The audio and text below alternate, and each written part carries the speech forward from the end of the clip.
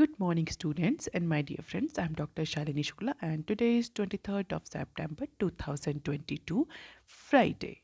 Before starting the discussion, if you want lecture PDF, you can join me on Telegram channel. You can also follow me on other social media platforms. So let's start with today's discussion. Motivation of the day is pay attention to the present. You can improve upon it. आज के discussion में हम ये सारे news articles cover करेंगे। तो देख लेते हैं आज का पहला न्यूज़ आर्टिकल, जो कि बिजनेस स्टैंडर्ड के पेज नंबर 1 पर दिया हुआ है। और इसी न्यूज़ आर्टिकल्स के साथ हम पेज नंबर 4 और 10 पर दिए हुए भी 5 आर्टिकल्स कवर करेंगे। तो देख लेते हैं पहला आर्टिकल क्या है। Rupee hits new low versus dollar on hawkish fed. So कल यूएस फेडरल रिजर्व ने इंटरेस्ट रेट हाइक कर दिए, जैसा कि एंटिसिपेट किया जा रहा था। हालांकि इंटरेस्ट रेट हाइक करने के अलावा भी यूएस फेडरल ने सिग्नल दिया कि जो मॉनेटरी पॉलिसी टाइटनिंग साइकिल है, ये कुछ लॉन्गर पीरियड ऑफ टाइम के लिए चलेगी, जितना कि एक्सपर्ट्स जो हैं वो एंटिसिपेट नहीं कर रहे थे। So now federal reserve has indicated that yes, monetary policy tightening or monetary tightening cycle will go for a longer period of time against the expectation of the experts or economists। और इन्हीं दो events के बाद से जो Indian rupee है उसमें हमें शार्प डिक्लाइन देखने को मिला। सो इंडियन रुपी डॉलर के अगेंस्ट अप्रॉक्सीमेटली 1.1% तक फॉल किया because of this hawkish approach of federal reserve. तो थर्सडे को, because of this announcement by Federal Reserve, Indian rupee has declined 1.1% against the US dollar। और Russia Ukraine crisis start होने के बाद से लेकर के अभी तक का ये स्टीपेस्ट सिंगल डे फॉल है इंडियन रुपी में। तो इंडियन रुपी अप्रॉक्सीमेटली 80.87 पर सेटल हुआ अगेंस्ट 79.98 एट प्रीवियस क्लोज। और अगर इस फाइनेंशियल ईयर की बात करें तो अप्रॉक्सीमेटली 8% का टोटल फॉल देखने को मिला है हमें इंडियन रुपी में अगेंस्ट द यूएस डॉलर। तो फाइनेंशियल ईयर और कैलेंडर ईयर 22 में इंडियन रुपी 8% तक फॉल किया। डॉलर इंडेक्स की बात करें तो डॉलर इंडेक्स जो है वो अपने 20 सालों के सबसे हाईएस्ट पॉइंट पर पहुंच गया, जिसने अप्रॉक्सीमेटली 16% का गेन अभी तक रजिस्टर किया है इस ईयर में। और इंडियन करेंसी के केस में ऐसा पहली बार हुआ। Thursday is the first time that Indian rupee has ended lower than 80 rupees पर डॉलर। हालांकि अगर हम इंडियन रुपी की हिस्ट्री को देखें, इस लोकल करेंसी की ट्रेडिंग की हिस्ट्री में जाए, तो ऐसा पास टाइम में 3 बार हो चुका है जबकि इंट्रा डे लो रजिस्टर किया है इंडियन रुपी ने। But at the end of the session it has recovered stronger. But इस पॉइंट को जो इंडियन रुपी ने थर्सडे को अचीव किया, this is the first time that Indian rupee has ended lower than 80। और अगर market या currency market, financial market impact करे तो डेफिनेटली उसका इम्पैक्ट हमें बॉन्ड मार्केट पर भी देखने को मिलेगा। गवर्नमेंट बॉन्ड भी वीकेंड हुए शार्पली थर्सडे को, with the yield of 10 years bond settling 8 basis point higher. तो 7.31% यील्ड रेट रहा 10 years के गवर्नमेंट बॉन्ड्स का। And yield move inversely, bond prices and yield move inversely. और अगर हम काउंटर पार्ट कंट्री से कंपेयर करें तो इंडियन रुपी जो रहा वो वर्स्ट परफॉर्मर रहा अमिड अदर इमर्जिंग मार्केट और ईएम मार्केट करेंसी। तो अभी तक जो हमारे एक्सपर्ट्स, पॉलिसी मेकर्स, गवर्नमेंट ये कहते आ रहे थे कि जो इंडियन रुपी है वो बेटर प्लेस्ड है in comparison to the counter part countries और अदर इमर्जिंग मार्केट कंट्रीज। तो फिलहाल थर्सडे को जो 14 अदर इमर्जिंग मार्केट करेंसीज हैं उन सब में इंडियन रुपी जो रहा वो वर्स्ट परफॉर्मर रहा। इसके अलावा इंडियन रुपी के डेप्रिसिएशन से रिलेटेड और भी न्यूज़ दी हुई पेज नंबर 4 और पेज नंबर 10 पर, उनको भी हम यहीं कवर करेंगे। तो देख लेते हैं दूसरी न्यूज़ क्या है। Depreciating rupee not likely to cause fiscal slippage. तो जैसे ही इंडियन रुपी में इतना स्टीप डेप्रिशिएशन देखने को मिला, कुछ सेगमेंट ऑफ एक्सपर्ट का ओपिनियन आया कि इस बार जो फिस्कल स्लिपेज है वो और इंक्रीज होगा because of this increase in the value of USD. और we may call it the depreciation in the value of Indian rupee. हालांकि कुछ सेगमेंट या हम बोल सकते हैं कुछ ग्रुप ऑफ एक्सपर्ट्स का ये कहना है कि जो इंडियन रुपी डेप्रिशिएट कर रहा है इसका बहुत ज़्यादा इम्पैक्ट हमें इंडिया की फिस्कल डेफिसिट या फिस्कल स्लिपेज पर देखने को नहीं मिलेगा, बहुत ज़्यादा फिस्कल स्लिपेज कॉज नहीं करेगा। क्यों? क्योंकि इंडिया ऑलरेडी जो चीप क्रूड ऑयल है वो रशिया से इम्पोर्ट कर रहा है और इंडिया का जो सबसे इम्पॉर्टेंट इम्पोर्ट कमोडिटी है वो क्रूड ऑयल ही है, क्योंकि और इसी वजह से जो हमारे इम्पोर्ट बिल होते हैं वो इंक्रीज और डिक्रीज होते हैं।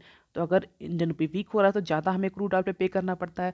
अब चूंकि हम रशिया से डिस्काउंटेड क्रूड ऑयल इम्पोर्ट कर रहे हैं तो जो इंडियन रुपी वीक हो रहा है उसका इम्पैक्ट हमें ज़्यादा देखने को नहीं मिलेगा अपने इम्पोर्ट्स बिल पर। इसके अलावा एक्सपर्ट्स का ये भी कहना है कि जो जीएसटी फोरकास्ट में नॉमिनल जीएसटी और जीएसटी फोरकास्ट में जो एडजस्टमेंट किया गया है that has already absorb these futuristic shocks. तो बहुत ज़्यादा इम्पैक्ट हमें इंडिया के में फिस्कल डेफिसिट या हम बोल सकते हैं एक्सटर्नल इम्बैलेंसेस पर नहीं मिलेगा। ऑल्दो अगर हम बात करें पेट्रोलियम और फर्टिलाइज़र इंपोर्ट्स की तो थोड़ा बहुत इम्पैक्ट देखने को मिल सकता है, क्योंकि पेट्रोलियम और फर्टिलाइज़र जो इंपोर्ट है वो एक्सपेंसिव होगा और एक्सपेंसिव होने की वजह से गवर्नमेंट को लोकल मार्केट में या डोमेस्टिक मार्केट में सब्सिडी प्रोवाइड करनी पड़ेगी। तो गवर्नमेंट का सब्सिडी बिल इंक्रीज हो सकता है up to the extent. Although बहुत ज़्यादा सिग्निफिकेंट डिटोरिएशन नहीं देखने को मिलेगा इन फाइनेंशियल ईयर 23। तो if we talk about the financial year 22, financial year 23 budgeted estimates and financial year 23 estimates in terms of trillion. So this is the gross tax revenue that government is anticipating. These are the total receipts that government is anticipating, subsidy bill and total expenditure. तो physical deficit का target कितना है इस financial year में? 6.4% का। तो बहुत ज़्यादा इंक्रीज होने वाला नहीं है, ऐसा एक्सपर्ट्स का मानना है। और ये लास्ट 3 सालों का फिजिकल डेफिसिट का टारगेट दिया हुआ 6.7, 6.4 और 6.4 फिजिकल डेफिसिट। अब देख लेते हैं next clip. Surge in import cost may negate positive impact of rupee fall. Experts तो जैसा कि हम सभी जानते हैं, जैसे ही इंडियन रुपी वीक करता है या डोमेस्टिक करेंसी वीक करती है, जो एक्सपोर्ट होता है किसी भी इकोनॉमी का वो चीप हो जाता है। अगर उसकी domestic currency local currency weak हो रही है, डेप्रिशिएट कर रही है, तो जो एक्सपोर्ट्स होता है वो चीपर हो जाता है और एक्सपोर्ट के चीपर होने की वजह से उसकी कॉम्पिटिटिवनेस इंटरनेशनल मार्केट में बढ़ जाती है। तो उस एक्सपोर्ट जो है वो उसमें सर्ज देखने को मिलता है। तो ऐसा हम इंडिया के केस में भी एंटिसिपेट कर सकते हैं। कई सारे एक्सपर्ट्स, कई सारे जो इकोनॉमिस्ट हैं, उनका हालांकि मानना थोड़ा सा अलग है। उनका ये कहना है कि इस बार जो इंडियन रुपी में डेप्रिसिएशन हुआ है वो एक्सपोर्ट को टर्न अप नहीं करेगा। क्यों? क्योंकि जो इम्पोर्ट कॉस्ट है वो बहुत ज़्यादा आएगी। इंडिया में बेसिकली जो सेमी फिनिश्ड गुड हम इंपोर्ट करते हैं, रॉ मटेरियल इंपोर्ट करते हैं और उसी को प्रोसेस करके जो हम फाइनल गुड बनाते हैं उसका एक्सपोर्ट करते हैं। और जब इवेंचुअली हमारे जो सेमी फिनिश्ड गुड्स हैं, रॉ मटेरियल हैं, वो कॉस्टली होंगे because of the increase in import bill, because of the depreciation of Indian currency, तो जो हमारा इवेंचुअल प्रोडक्ट बनेगा वो उसकी भी कॉस्ट ज़्यादा होगी। और जब अगर कॉस्ट ज़्यादा होगी तो डेफिनेटली हम एक्सपोर्ट उसको कम कॉस्ट पर नहीं कर सकते। तो because of increase in import cost जो हमारा पॉजिटिव इम्पैक्ट हम एंटिसिपेट कर रहे थे एक्सपोर्ट पर, वो देखने को नहीं मिलेगा because of this rupee fall. कि मोस्ट ऑफ द केसेस में देखा कि जब भी इंडियन रुपी डेप्रिशिएट करता है उसका पॉजिटिव इम्पैक्ट हमें एक्सपोर्ट पर देखने को मिलता है। जो एक्सपोर्टर्स होते हैं उनका एक्सपोर्ट इंक्रीज होता है, क्योंकि हमारा एक्सपोर्ट सस्ता होता है। बट अगर हम एक्सपोर्ट को बहुत ध्यान से देखें तो हमारे इंपोर्ट बिल्स ऑलरेडी बढ़ रहे हैं, तो जो भी बेनिफिट्स होंगे वो इसी इंपोर्ट कॉस्ट से एब्जॉर्ब हो जाएंगे। अब देख लेते हैं next clip. Yen breaches 144 marks versus dollar, Japan central bank steps in. जैसा कि अभी हमने डिस्कस किया कि फेडरल रिजर्व के हॉकिश अप्रोच के बाद जो इमर्जिंग मार्केट करेंसीज हैं, 14 इमर्जिंग मार्केट करेंसी, सब में यही डेप्रिसिएशन देखने को मिला। अगर जापानीज़ येन की बात करें तो जापानीज़ येन अप्रॉक्सीमेटली 144 मार्क पर पहुंच गया अगेंस्ट द यूएसडी, और this is one of the highest point since 1998। और इसी के बाद से जो जापान का सेंट्रल बैंक है उसने इमीडिएटली इंटरवीन किया in order to support the yen. जैसे कि अगर इंडियन रुपी में थर्सडे को 1.1% का फॉल देखने को मिला, जापानीज येन में अप्रॉक्सीमेटली 2.3% का फॉल देखने को मिला because of the approach hawkish approach और the policy divergent with US federal. इसी के साथ हम एक और न्यूज़ है जो कि इंडियन रुपी के डेप्रिसिएशन से ही रिलेटेड है, देख लेते हैं वो न्यूज़ क्या है। Indian INC braces for impact, rushes to take forward cover. तो जैसे ही इंडियन करेंसी ने 80 का मार्क क्रॉस किया अगेंस्ट यूएसडी, जो इंडियन कंपनीज हैं, ऐसी इंडियन कंपनीज जिनकी डिपेंडेंसी एक्सपोर्ट या इंपोर्ट पर है, उन कंपनीज ने तुरंत अपनी स्ट्रैटेजीज बनाना शुरू कर दिया। स्पेशली जो होम ग्रोन कंपनीज हैं that are actually preparing for life after rupee fell to dollar, rupee 80 पर डॉलर। और अगर कंपनीज के एंटिसिपेशन की बात करें तो जो होम ग्रोन कंपनीज हैं वो अभी और ज़्यादा फॉल एंटिसिपेट कर रही हैं इंडियन रुपी में। कंपनीज या एक्सपोर्ट्स या कंपनीज के जो टॉप एग्जीक्यूटिव्स हैं उनका ये मानना है कि इंडियन रुपी अभी 86 टू 87 तक के पॉइंट पर जाएगा अगेंस्ट यूएस डॉलर। और इसी के लिए जो कंपनीज हैं दे are rushing to take the forward cover because they are anticipating gradual fall in upcoming years। और इसीलिए जो कंपनीज के फाइनेंशियल ऑफिसर्स हैं, एक्सपर्ट्स हैं, they are advising the companies की शॉर्ट टर्म और मीडियम टर्म के लिए राइट काइंड के डेरिवेटिव प्रोडक्ट्स लेने चाहिए depending on their exposure just to hedge against the depreciating Indian currency. तो फिलहाल के लिए जो इंडियन आईएनसीज हैं, इंडियन होम ग्रोन कंपनीज हैं, वो डेप्रिसिएटिंग इंडियन रुपी के इम्पैक्ट को कम करने के लिए फॉरवर्ड कवर एंटिसिपेट कर रही हैं। उनके सीएफओज ने डेरिवेटिव और सीएक्सओज ने डेरिवेटिव प्रोडक्ट्स को में एक्सपोजर इंक्रीज करने के लिए कहा in order to hedge against this depreciation. अब देख लेते हैं आर्टिकल नंबर 6, 7 एंड 8 जो कि पेज नंबर 2 पर दिए हुए हैं। Telcos analyst raise concern. So, too much awaited draft of Indian telecommunication bill has been released for discussion on Wednesday night. तो Wednesday night को Indian telecommunication bill जिसका बहुत टाइम से वेट हो रहा था उसको फाइनली रिलीज कर दिया गया है और डिफरेंट स्टेक होल्डर से इस पर डिस्कशंस और फीडबैक मांगे गए हैं। अगर हम इस पर्टिकुलर ड्राफ्ट बिल को, इंडियन टेलीकम्युनिकेशन ड्राफ्ट बिल को क्लियरली देखें तो उसमें बहुत सारे चेंजेस गवर्नमेंट ने एंटिसिपेट किए हैं, specially statutory frameworks related to telecommunication services in India. तो की चेंजेस गवर्नमेंट ने प्रपोज किए हैं more specifically for regulating the telecommunication services. तो जो सबसे इंपॉर्टेंट है स्पेक्ट्रम असाइनमेंट का, कि जो स्पेक्ट्रम असाइन होते हैं कैसे होते हैं हम सभी को पता है, ऑक्शंस के थ्रू होते हैं प्राइमरीली, तो वो ऑक्शंस के थ्रू ही होते हैं और अभी भी ऑक्शंस के थ्रू ही प्रपोज किए गए हैं नए बिल में भी। कुछ स्पेशल केसेस में एडमिनिस्ट्रेटिव एलोकेशन अलाउ किया गया है। स्पेशल केसेस जैसे अगर हम बात करें ऐसे केसेस या ऐसे ऑर्गेनाइजेशन जहाँ पर पब्लिक इंटरेस्ट में स्पेक्ट्रम का यूज़ होना, जैसे कि डिफेंस, ट्रांसपोर्टेशन, रिसर्च, तो इस तरह के केसेस में जो स्पेक्ट्रम है वो एडमिनिस्ट्रेटिव प्रोसेस के थ्रू भी एलोकेट किए जा सकते हैं कंपनीज को, इंस्टीट्यूशंस को।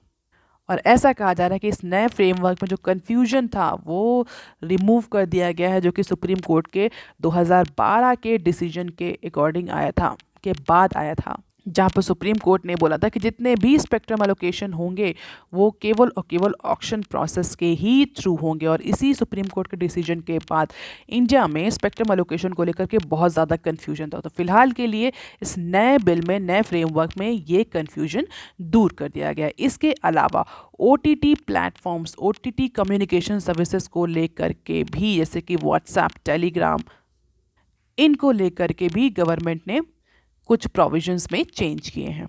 तो अब ये जितने भी OTT कम्युनिकेशन सर्विसेज हैं, WhatsApp, Telegram, along with the satellite broadband services, all these services और OTT communication will come under the new proposed law, new proposed framework. तो अब इनसे जो कॉल होती है, जो कॉल सर्विसेज प्रोवाइड करते हैं, कम्युनिकेशन सर्विसेज प्रोवाइड करते हैं जो OTT प्लेटफॉर्म्स, अब ये भी इस प्रपोज्ड लॉ, प्रपोज्ड फ्रेमवर्क के अंडर आएंगे।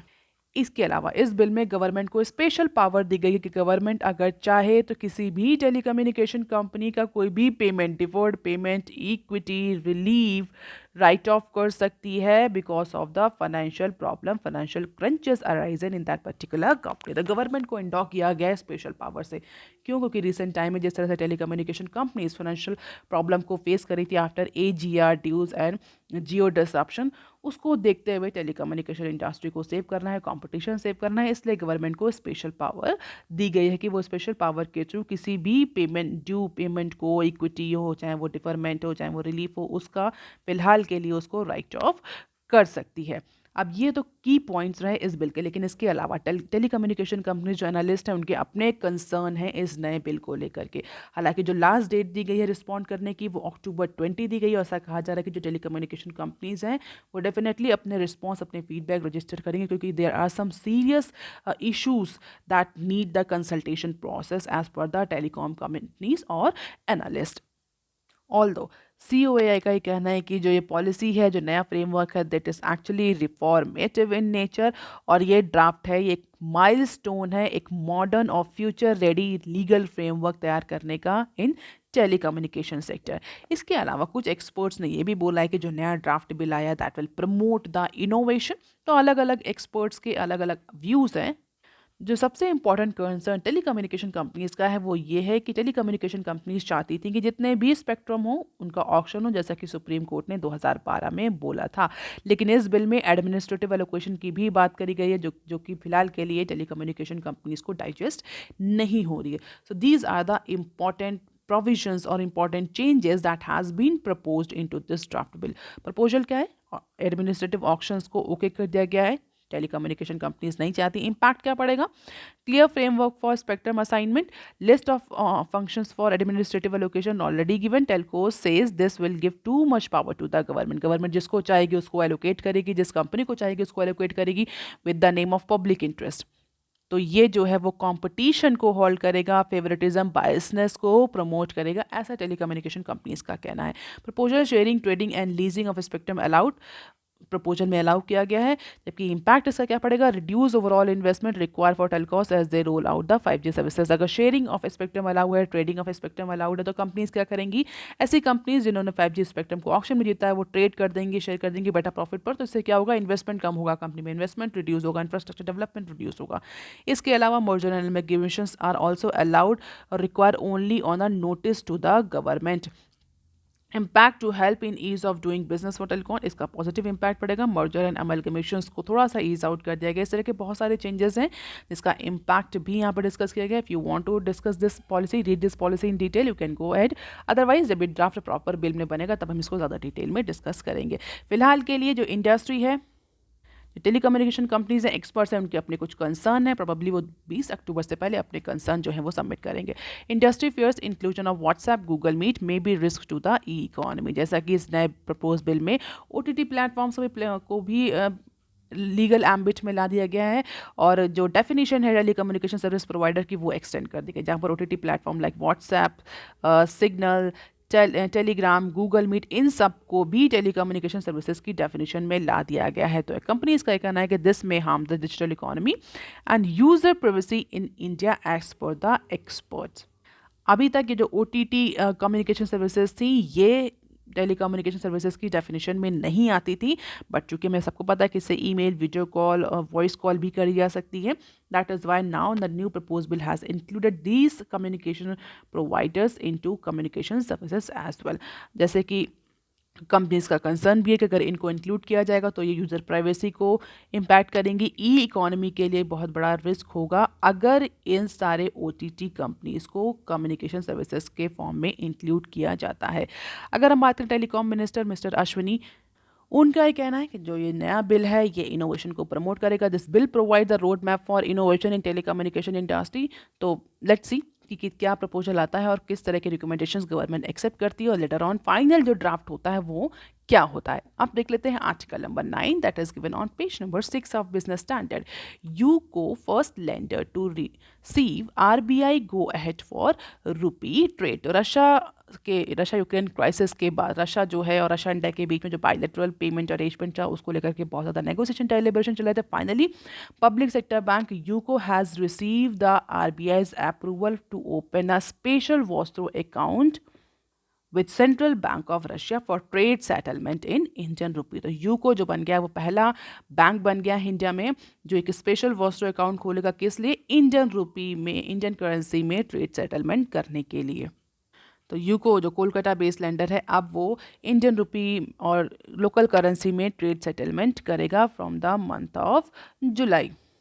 The Russian lender, which was set up by the world's largest gas producer and exporter Gazprom to provide the banking services for gas industry enterprises, has been operating since 1990.